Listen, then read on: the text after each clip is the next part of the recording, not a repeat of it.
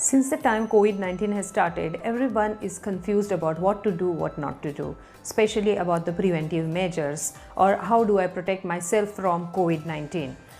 There are different ways that we can do it, and all these ways add together to give you the final protection.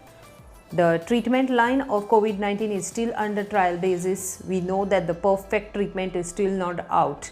But in India, yes, we can at least breathe a little bit safe air, because in India, with the statistics that we see, the number of recoveries are really good. So we have some immunity, innate immunity, which as Indians we are being provided, maybe due to the dinacharya that we always follow. In this series, which is going to be named as COVID-19 series, please stay tuned to see rest of the videos in this. I'll be making separate videos, like today's video is going to be dinacharya.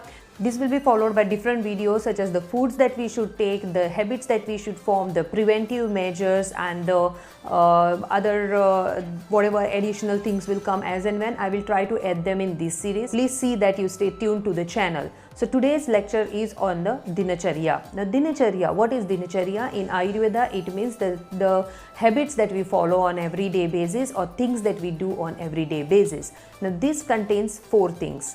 That is the general measures. Second thing is the immune supporting measures. Third is the simple Ayurveda measures which we can use to decrease the viral load. And fourth is for mild cough and cold, what you can do at home even on a regular basis, not only for COVID but otherwise also the seasonal, the ritucharya as we say. Okay.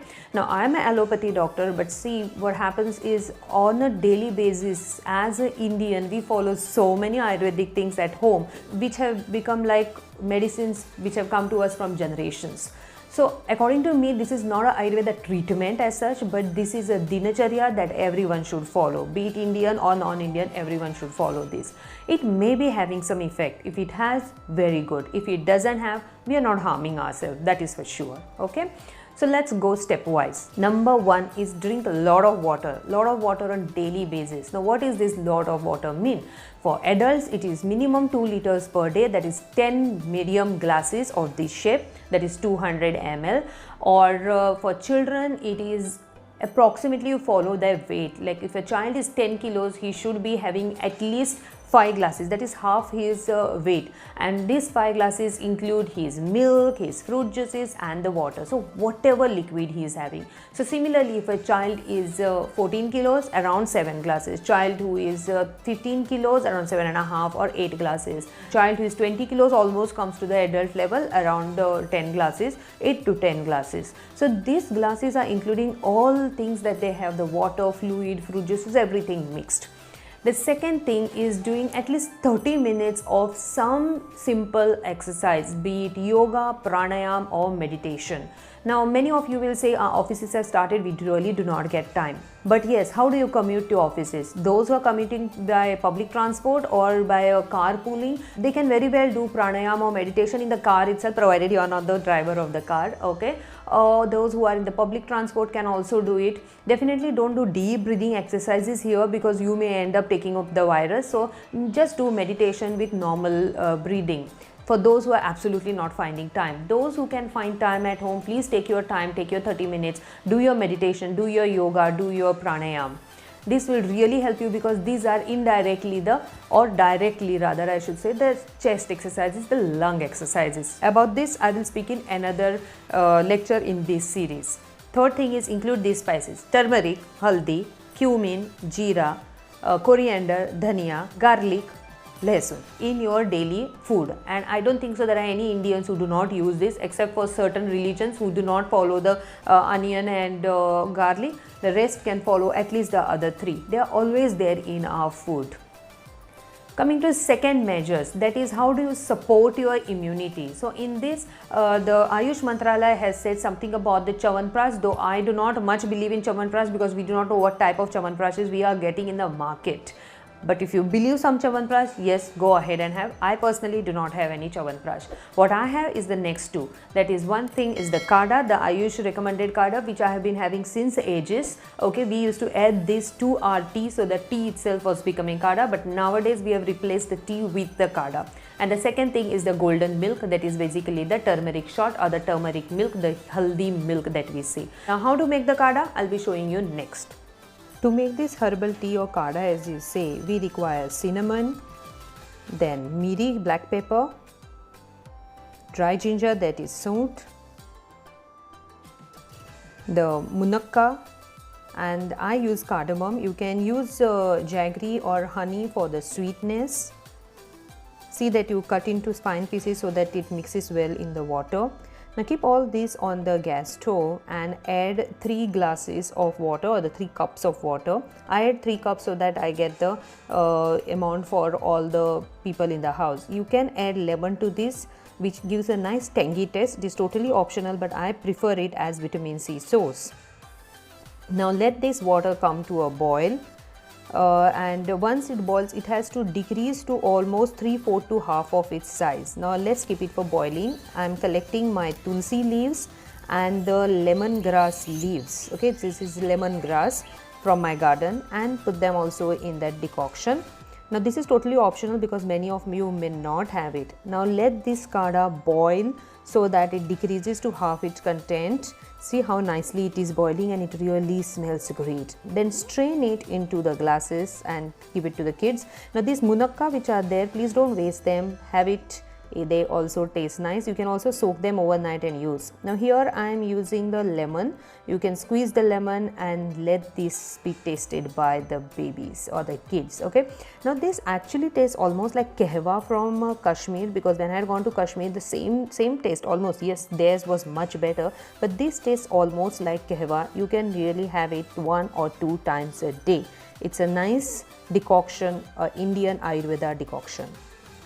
Coming to haldi milk, or the turmeric shot, or the turmeric milk, or the golden milk as we say. This is basically your milk with the haldi. Now many of them just mix milk with the haldi, and many a times the child will not have it. That's because that haldi sticks to the throat and the child feels it irritating. How do you make this golden milk? Basically take your haldi, add to it little bit of cinnamon and elaichi, boil the water so that it decreases to half its strength. So if it was 1 cup, make it half a cup.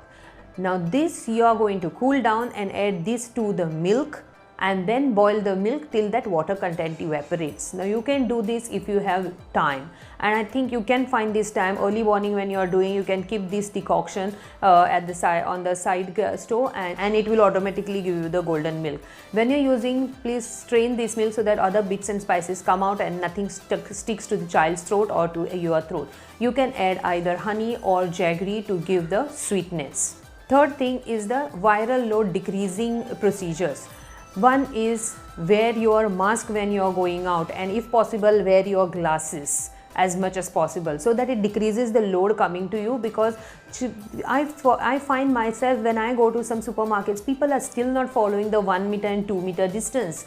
How much ever you try to go away from there, they will come and stick to you. So be proactive, use your mask, use your glasses. Second thing is keep a water bottle in your car so that when you come from such crowded places, just rinse your mouth, throw it out. Okay, when you come back home, again rinse your mouth with warm water gargles. They say even turmeric, adding turmeric to this is helpful. So if you wish, you can add turmeric to this warm water and gargle your mouth, as well as clean your nose. It would be proper if you can do a nose rinse with saline water, that is salt water.